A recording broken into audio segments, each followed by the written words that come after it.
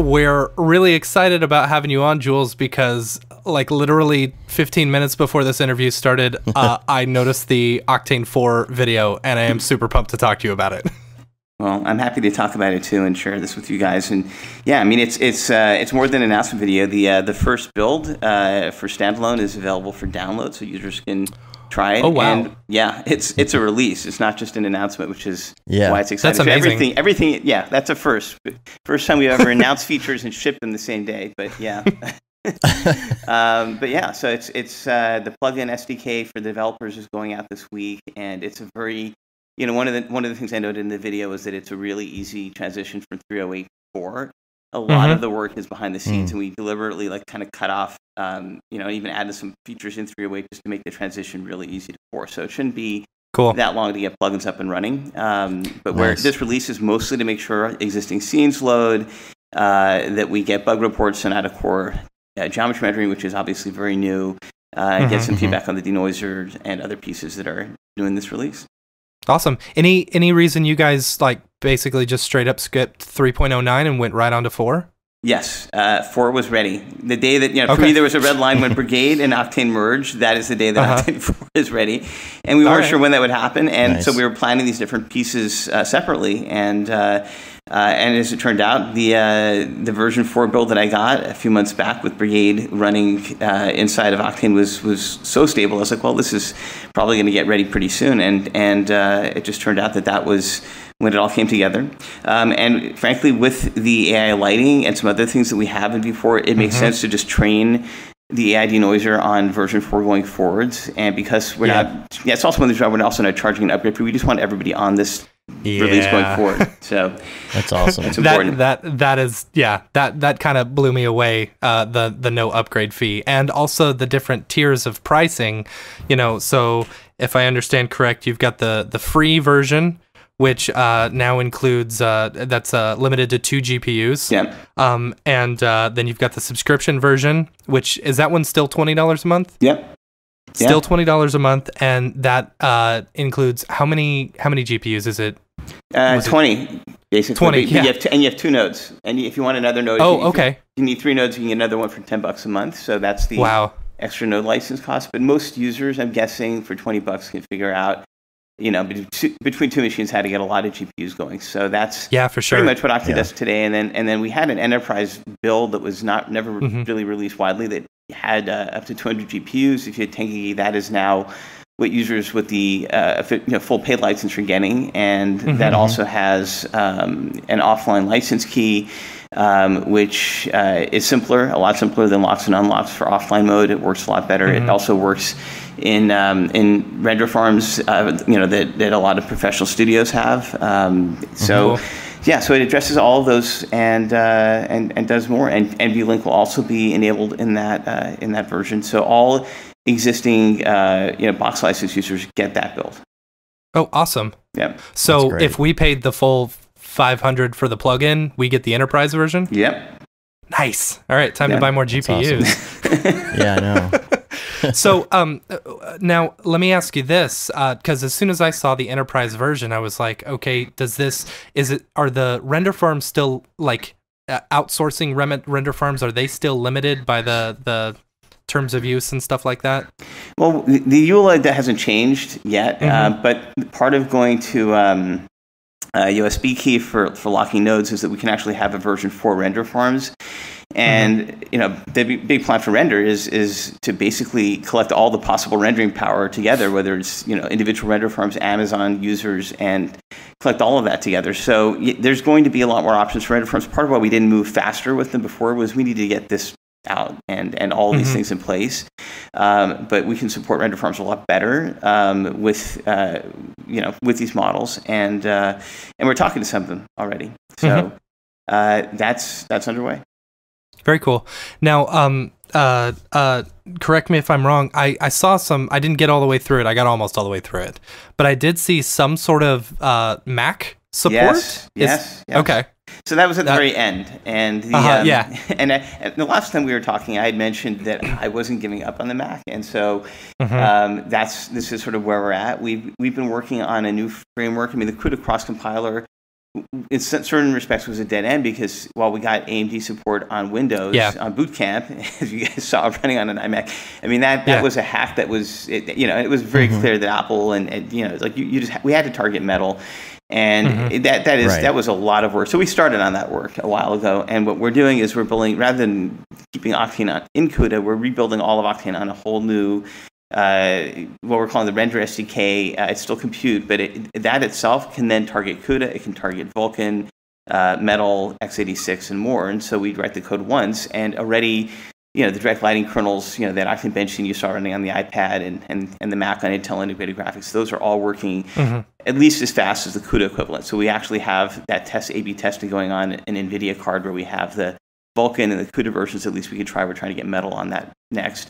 But in all cases, Metal and Vulkan are as fast as CUDA, and it's not this painful, crazy, unsupported layer. I mean, we're basically getting, we're using the Vulkan and Metal drivers to basically get this all working. So it's still early. I mean, I think we're probably 9 months out from something like that, but it's okay. We're 40% of the way there, and we've been working on it for a while, so it's getting there. Awesome. Here's another question that the guys in our Slack were bringing up. Now the subscription and the enterprise version, they also come with all the different plugin versions, correct? So the subscription version does. The enterprise version, you're still paying to get 200 GPUs for that version of your plugin. Okay. It's still that price. So there's a difference. I mean, we can probably grant somebody a subscription if they're a big customer or whatever, but the subscriptions are where you get the all-you-can-eat package. Okay. Now, what about the free version? So the free version is, at this point, obviously, Unity. We're adding Blender, and we're going to add probably like 8 other or 10 other plugins. We're still working those out. But, it'll probably be along those lines. I mean, it's not going to be all of them. We want to add more, but we also want to see how far it gets people into the ecosystem. And we're being very strategic. So Blender is a plugin where we felt, Cycles is built into Blender for free. Therefore, having a free version of Octane is important. Same thing with Unity. Obviously, things like After Effects and Nuke will probably also go in that category. But we're thinking about half the plugins will have the free tier. Okay.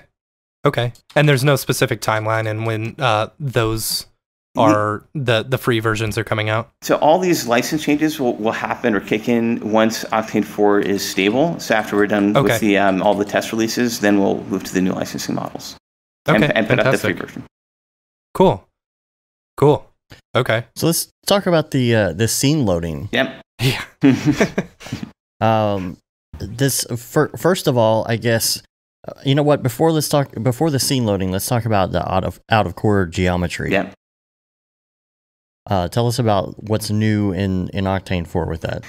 So we basically support it, and it was always sort of a tricky proposition as to whether it could work with the way that we with Octane renders. I mean, it's not unbiased rendering, keeping it live and quick in the viewport, and especially in Octane 4 where we are able to move objects around so quickly. We wanted to support all of that and still have out of core work, and it does. And it certainly in direct lighting mode or interactive mode, it's super fast. There's a speed hit if you're putting the entire scene, and we tried that first, and you've got 100 gigabytes out of core, it'll still render, and you can still use GPUs to scale the speed up, which is very different than had we taken the approach of let's have a CPU fallback, and then it's just rendering on the CPU, which is I guess what hybrid rendering can sometimes do.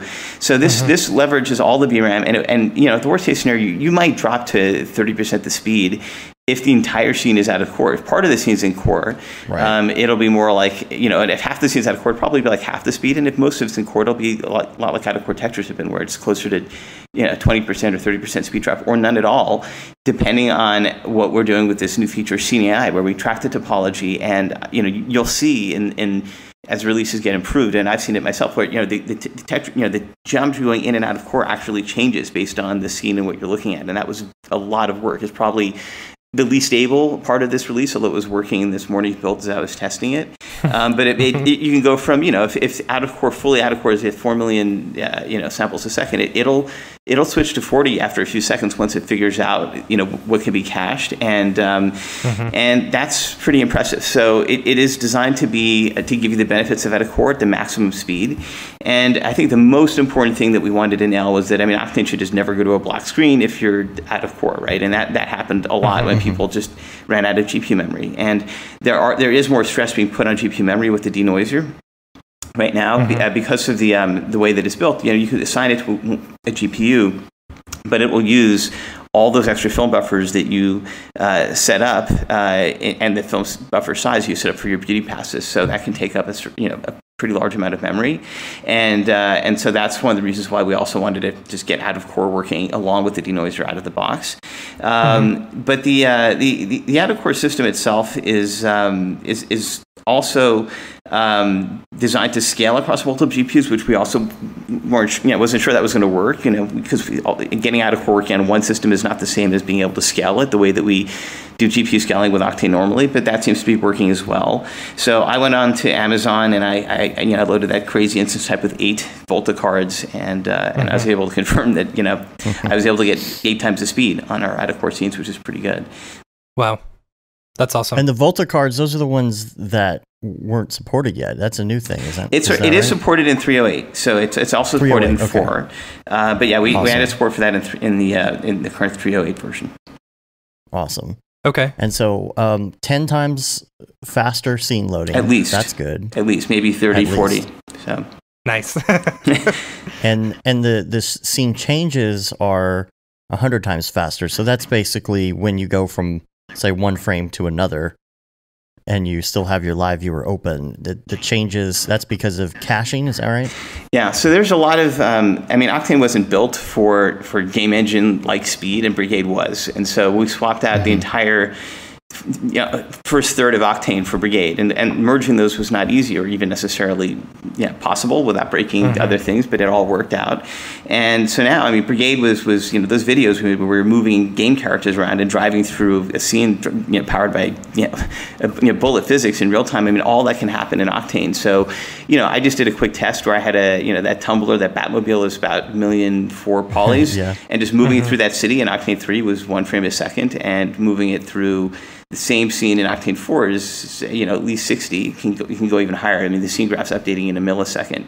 And, those changes for those kinds of, geometry scenes are crazy. Like those giant keloid scenes that are, 5, 10 million polys. I've moved 6 of those around, and it's still the same speed. It's pretty great. So certainly moving objects around, scaling them, transforming them, all of that is meant to be as fluid as moving the camera.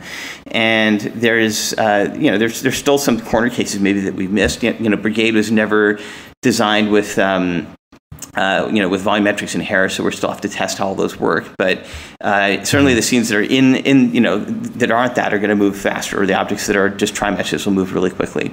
But we actually have seen this work. Emissive surfaces, because of the AI light system, were slow initially. Now they move lightning fast. So it's just great to have that. I wanted to ask about the AI lights. Yeah. Because this is the first time that I've heard about it on the video. If you guys haven't seen the video, check it out in the show notes. But still, like I was surprised, and it says that it works really well with the AI denoising. Yep. Can you kind of give me like what the AI lights are, just kind of like a rundown, and then how they work so well together with the AI denoising?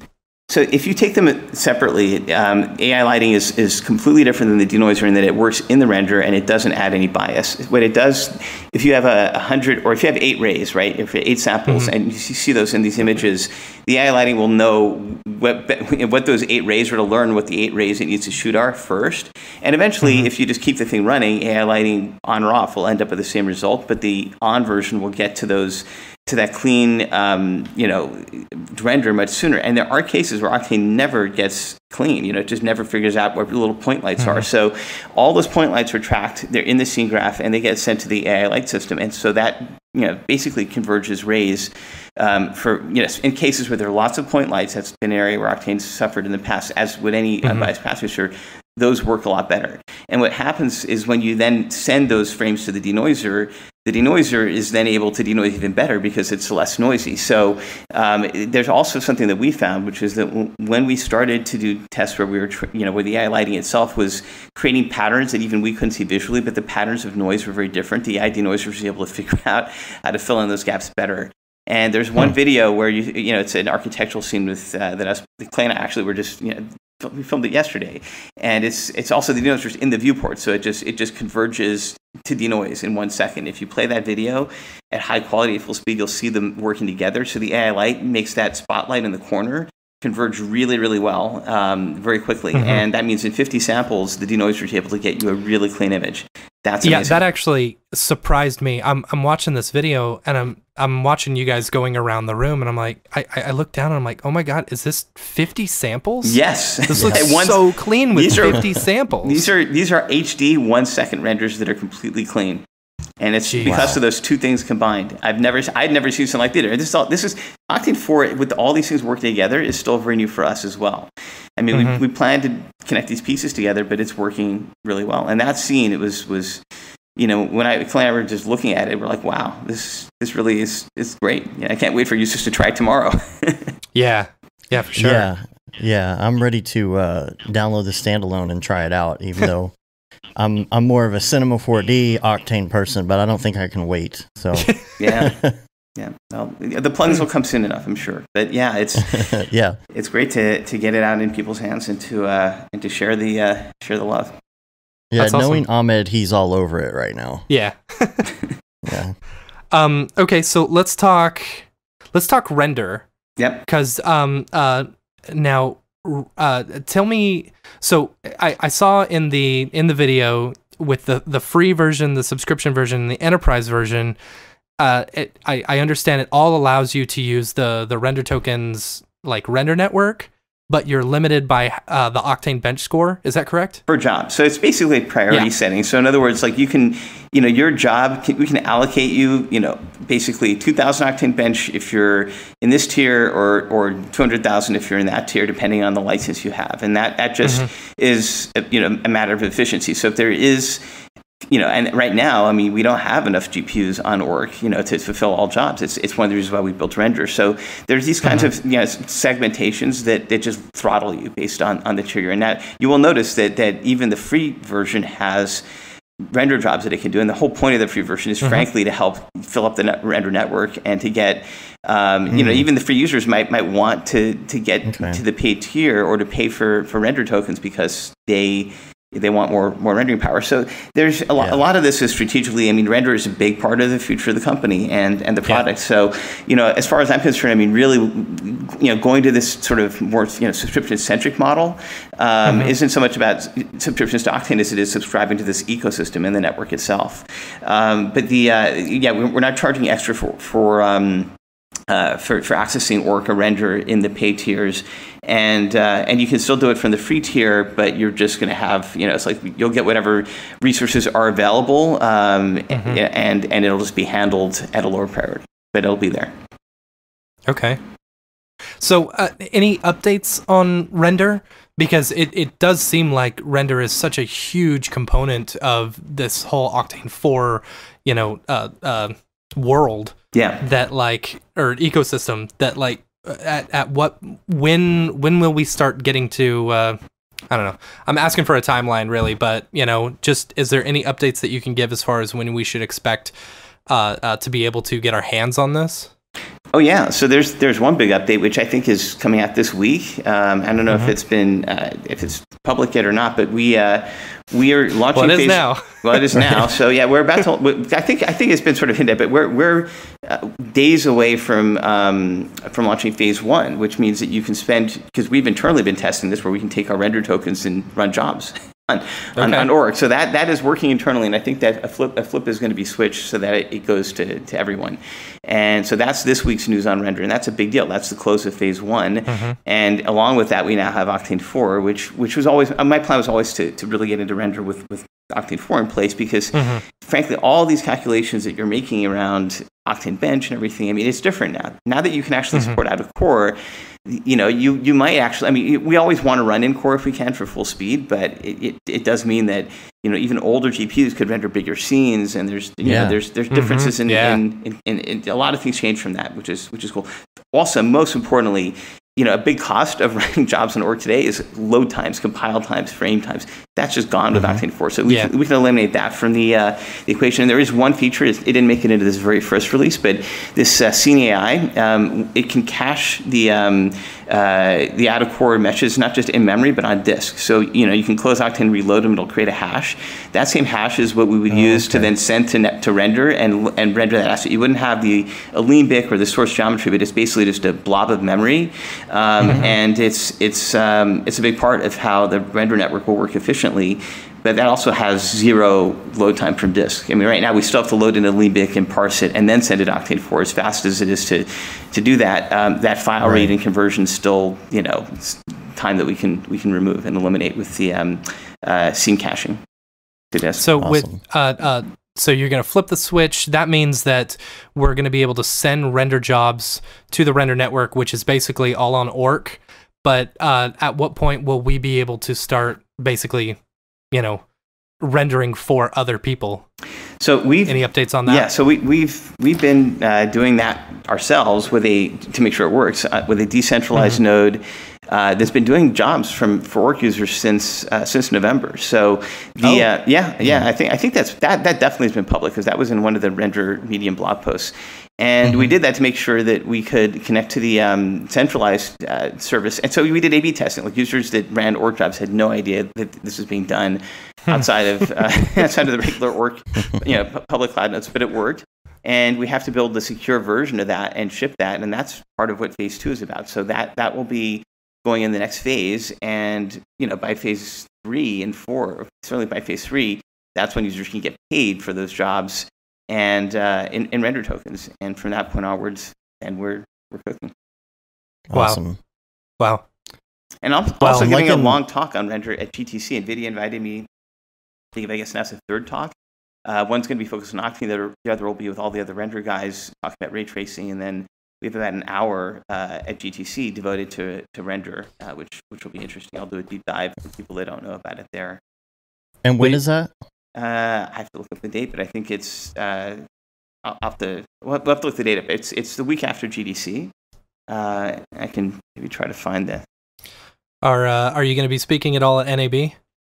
I don't know if I'll be making it there. I think we have a presence there. I think we're actually going to be, if I'm not mistaken, at the Maxon booth. Okay. Part of Timo Toby there, good. I think. I don't know if I'll personally be able to make it. I'll try. Okay. Fantastic. Yeah. All right. I'm digging this OSL atmospheric sky and planets thing. I think David Ariev is going to be really excited about that. Yeah, I am too. I love that. I mean, it's a little feature, but it looks so beautiful that I'm pretty happy with it. And you can also drop in other planets, and we can do a lot more with that. It's just sort of a starting point. So nice. Yeah. Cool. Anything else you want to mention on Octane 4? No, I mean, I think we covered a lot of it. Yeah. And there's, I'm excited to see what people do with it. I feel it's a great release, and it's also, we want to keep the pace going really quickly. I mean, I think people were surprised that it was ready. So, it hit me by surprise. I'll tell you what. Yeah. And, I think there's probably one other, there's another part of the video that sort of describes what we're doing in the release after version 4, which is changing the names so that we're not doing Octane 4.1 or 5 anymore. Because we wanted, first of all, I mean, we want something that reflects the fact that we're doing, pretty major changes every few months, and that we're going to be doing things every few months that are major. So we want to keep that cadence going. So 2018.1 is the next release after 4, and for that we've got light linking, and we're doing a lot more support for vertex attributes. That'll help in Houdini, Cinema 4D, and others. Really we're just going through the user request feature list, and we're just getting through those where we feel they can be brought in the right place. Awesome. Very cool. So we do something when we have guests on the show, and last time we forgot to do this with you. And we got a lot of people, hitting us up saying, "Hey, you forgot Brograph recommends with Jules." So we've got to try and get this in here real quick. And so we're gonna ask you just a couple of your favorite things, and see what your response is, and that goes on with our list of our other guests on the website. So okay, the first thing would be your favorite movie. My favorite movie in the world is Superman, the motion picture with Christopher Reeve. Nice. That is my favorite film. Nice. My second favorite film is Superman 2. Okay. I love those movies. I really love those movies, and I love. Now, what's your opinion on Superman 3 with the with Richard Pryor and the crazy computer hacking stuff? I tear up when I see Superman 4 when he goes and speaks at the UN, even that was the worst Superman movie out of the 4. So, I love them all. They weren't great after Superman 2, but I appreciate Superman 3. It's not great, but the first two made up for the whole series. So. All right. And how about music? What's your favorite music? Oh, John Williams. Pretty much everything that John Williams does, I love. Okay. Nice. And also, it's sort of in that same vein. Jerry Goldsmith is a great composer. Hans Zimmer, I love. I'm a big fan of these awesome, scores and orchestral music. Now, do you have different music you listen to when you're working as opposed to when you're doing other stuff, or is it all the same? It's all the same. It's always work, and I do have, and my playlist is Hans Zimmer and John Williams and Jerry Goldsmith, and nice. Yeah. TV show. I love Westworld. I love Victoria. I know it's not for everyone, but I love that show. I think it's great on BBC. I just saw Altered Carbon. I thought that was pretty cool. I love Star Trek Discovery. I know that not everyone loves it. Just finished it. It's so good. I thought it was great. And, my best friend, he's a producer on it. So, and his dad created the original Star Trek. So we talk about it a lot. But I loved it. I thought it was fantastic. Yeah, I really enjoyed that series. And I'm a huge Star Trek fan, and I was really, really pleased with Discovery. Yeah, me too. I know secrets coming for the next season. I can't say a word. But it sounds exciting. All right. Now, are you a podcast listener? No. Or in general, do you listen to podcasts or?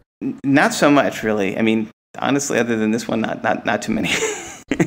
Okay. So my question was going to be your favorite podcast. Well, it's yours. That's an easy answer. There we go. See? That's usually what everybody says. Yeah. I'm not sure if they're just pulling our leg or not. Yeah. How about plugin? What's your favorite plugin? I think we all know the answer to this one. Cinema 4D. The Cinema 4D Octane version. Yeah, it's on a lot of levels. It's amazing. But it's like saying what's my favorite child. I love all of them. They're just. If you ask me the one I use the most, it's a strange answer because it's going to be Unity because I spent so much time because it was such a new strange plugin that I spent a lot of time with the team working on that. And before that, Clay and I, Clay's a Max user, so I spent some time on the Max plugin. But a lot of the work is really just managing all the plugins, and I do try to spend time with all of them as much as I can. Sometimes every few months I'll try Houdini out and see how that works and see my wrap my head around that. But Cinema 4D is obviously it's got a huge amount of followers, and Ahmed's just done incredible work with that, and so we want to support that with everything we can add in the core engine to make it all better. Now, when you're listening to these TV shows or these podcasts or listening to that music, what headphones are you listening in? I'm using the AirPods. Okay. Oh, okay. Yeah, I was the wireless ones. Yeah, I was skeptical about them until I got them a few months ago, and now that I have them, they sound really good. All right. Interesting. I'll have to check those out. I was the same way. I was really skeptical because they're, Apple earbuds, but I haven't actually heard them. So yeah, they sound better than the actual wired microphones, in my opinion. I don't know why, but that's just my impression. That's cool. And this is a weird one, and so you could choose either one of these. Do you have a favorite website and or Chrome extension? Chrome Remote Desktop. What is it? Chrome Remote Desktop is my favorite Chrome extension. Oh, yeah. Okay. I use that. Heard of that. Yeah, it's great. It's a remote desktop system, but it's super easy to set up. I just use it all the time. It's a cool extension. Okay. So it's kind of like TeamViewer or something? Yep. Nice. Okay. All right. I'll have to check that out. Yeah, for sure. And the very last one is going to be, what is your favorite life hack? I don't even know how to answer that question. Is the answer to that question? That's always the most difficult one, I think, for everybody. I think like Mitch's was to turn a toaster sideways so you can get some awesome grilled cheese. Yeah, little things like that. Something in your day-to-day activity that you might do. I don't know. Let me think. I mean, I guess like maybe like, do you have like any sleep hacks or any, I know you. Yeah, I mean, I'm like Rocky. Like I've trained my entire life to not sleep. That's my life hack. Right. So it literally takes that going up the stairs and dancing in Philadelphia to like work up the energy. It's like a mission. So that's my life hack, I guess, is just powering through decades of doing this kind of work and surviving and thriving in that kind of life. Awesome.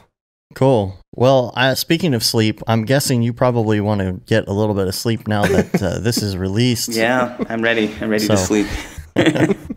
Well, we appreciate you coming on right here at the beginning of this announcement and giving us some insight. I'm sure everybody is like super excited and going to download and try it out right now. So we appreciate you coming on. Awesome. Always a pleasure. Thanks, guys. Thanks, Jules. Thanks. Take care.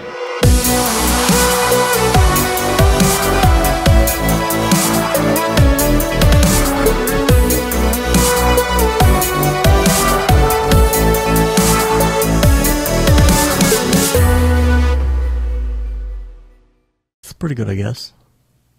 Brograph.com, an online resource for learning Cinema 4D, After Effects, and other motion graphics tools, specifically catered to help you prevail as a motion graphic designer. What's up, bros? Welcome to another Brograph motion graphics tutorial. With tutorials, plugins, and now a podcast with tens of thousands of listeners worldwide. Yeah, it's a great community to be part of. We give you professional time-saving tips, industry news, interviews, shortcuts, and lessons that help keep you current in the world of motion design. Go into HDR Studio, take the render settings, pick the HDR, put in a reflection, and gorgeous. I love projects that scare me. When our art director comes to us and asks for something that I had never done before, man, it gets me pumped. Our weekly long-form podcast will give you the latest news, help you in your file management, hardware configuration, and client relations. Learn about the latest render engines, modeling techniques, and workflow integration while staying entertained. Real nice banana. That's so funny. All right. I'm going to live forever. Our Brograph Talks are a chance to see the way industry leaders from around the globe are changing the face of motion design. Sometimes you got to make stuff that you're not going to put on your reel, and I'm not here to judge. The podcast and talks include people like Beeple, Barton Damer, Nick Campbell, Andrew Kramer, David Ariev, Chad Ashley, Paul Babb, EJ Hassenfrost, Mitch Myers, Chris Schmidt, Jules Urbach, Cornelius Dammert, David Brodeur, Andy Needham, Caitlin Kaju, Zubair Parker, Noseman, Ryan Bean, Casey Hupke, Nick Lyons, Sage, Joey Korenman, Jeremy Cox, Rick Barrett, John Dickinson, Matthias Omatola, Patrick Goski, Brandon Clements, Steve Teeple, Tom Glimpse, Patrick Longstring, Julia Simone, Devin Coe, Al Heck, and even Deadmau5. You get that render done. Yeah, you better frame what? Our Brograph breakdowns go behind the projects and give you an insight on what it's like to manage and maintain your own personal business or work for a large company. Join us for live sessions, check out our useful plugins, watch time-lapse projects, interact with us, and send us email questions and topic ideas. Or just hit the Rando Render button and do an imaginative daily that'll keep you on your toes. Take all your dreams and let's do it! Subscribe today and get automatic updates on the latest tutorials, tricks, tips, and inspiration brought to you by industry professionals Dave Koss and Matt Milstead. We don't care how you get here, folks. Just get here. Subscribe now to Brograph Tutorials.